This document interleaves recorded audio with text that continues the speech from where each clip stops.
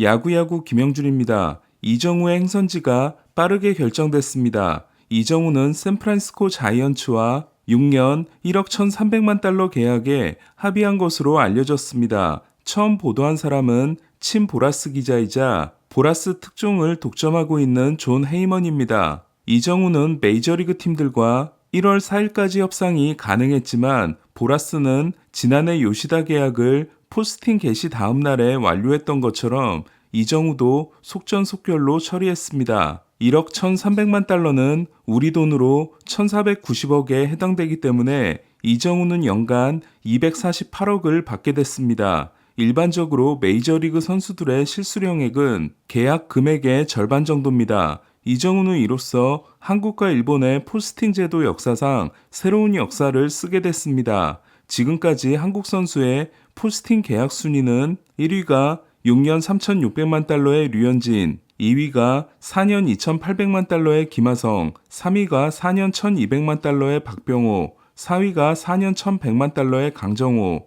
5위가 2년 800만 달러의 김광현으로 5천만 달러가 넘는 계약은 이번이 처음입니다. 아시아 타자로 기준을 확대하더라도 1위가 6년 1억 1,300만 달러의 이정우, 2위가 5년 9천만 달러의 요시다, 3위가 5년 8,500만 달러의 스즈키 세이야로 이정우는 자국 프로리그 출신으로 1억 달러 계약을 맺은 최초의 아시아 타자가 됐습니다. 계약 총액에 따라 이적료가 정해지는 개정된 포스팅 시스템에 따라 키움 히어로즈는 이번 이정우 이적을 통해 1,867만 5천 달러를 받는 대박을 터뜨렸습니다. 이는 245억 원에 해당되는 돈으로 김하성 때 이적료는 552만 5천 달러였습니다. 샌프란시스코가 이정우를 데려간 이유는 그만큼 절실하기 때문입니다. 지난 겨울 양키스와 1대1 대결에서 저지를 놓쳤던 샌프란시스코는 올해 알서 4위로 추락하고 나서 게이브 케플러 감독을 경질했습니다. 그동안 넉넉한 재정에도 큰돈 쓰기를 주저했던 자이디 사장으로서는 돈을 안 쓸 수 없는 상황이었습니다. 이에 자이디는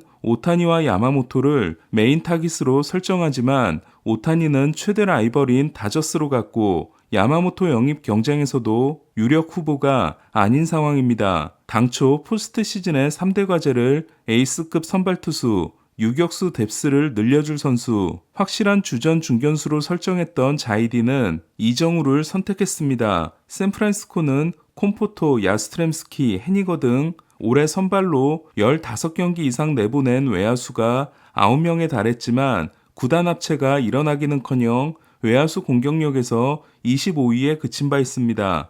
팬그래프는 이정우가 합류한 라인업을 1번 일루수 웨이드, 2번 이루수 에스트라다, 3번 우익수 야스트렘스키, 4번 지명타자 플로레스, 5번 좌익수 콤포토, 6번 삼루수 데이비스, 7번 중견수 이정우, 8번 포수 베일리, 9번 유격수 루시아노로 예상했습니다. 하지만 1억 달러 계약을 맺은 만큼 이정우가 자리를 잡아야 할 곳은 상위 타선이 되어야 한다고 생각합니다. 요시다는 보스턴이 개막전 4번 타자를 맡긴 바 있습니다. 보라스는 이정우의 포스팅을 시작하면서 이정우는 요시다처럼 차원이 다른 컨택 기술을 가지고 있으며 이미 요시다가 증명을 했다. 절반이 넘는 팀에 문의가 오고 있고 이정우는 메이저리그에 K-팝 열풍을 불러올 것이라고 했습니다. 그리고 1억 달러 계약을 안김으로써 자신의 말을 지켰습니다. 이정우로서는 서부 해안에 위치한 팀이자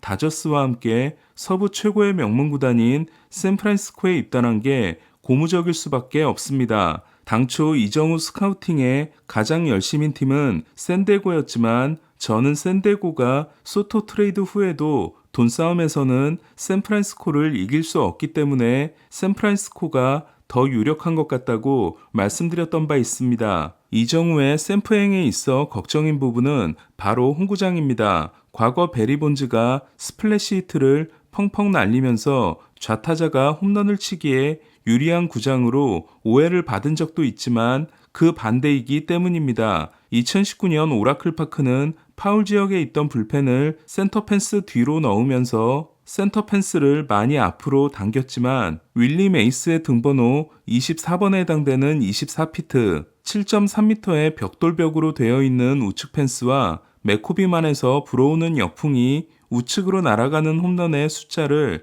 크게 줄여주고 있습니다. 스태캐스트 홈런 팩터의 경우 우타자가 83으로 메이저리그 27위, 좌타자가 84로 26입니다. 하지만 2019년 펜스 조정 이후 극악의 투수 구장에서는 벗어났고 오히려 개파워를 가진 선수들은 유리할 수도 있는 구장입니다. 오라클 파크의 좌타자 2루타 팩터는 105, 3루타 팩터는 108로 모두 평균인 100을 넘습니다. 이정우의 행선지가 결정됨으로써 다음 차례는 매제인 고우석이 됐습니다. 메이저리그는 선발 시장뿐 아니라 불펜 투수도 많이 부족한 상황입니다. 한편 시즌 후 샌디에고에서 샌프란시스코로 자리를 옮긴 반 멜빈 감독은 올해 김하성에 이어 내년에는 이정우의 감독이 됐습니다. 이정우는 샌프란시스코에서 어떤 모습을 보여주게 될까요? 한 가지 분명한 건 현재 샌프란시스코는 이정우의 활약이 정말 절실하다는 겁니다. 이정우 역시 한국인 타자의 메이저리그 도전사에서 중요한 분기점이 될 전망입니다. 강정호와 김하성이 KBO 리그 출신으로서 성공적인 시즌을 만들었고 또 만들고 있지만 아직 메이저리그에서 성공한 KBO 리그 출신 외야수는 없습니다. 오늘 소식은 여기까지입니다. 야구야구 김영준이었습니다.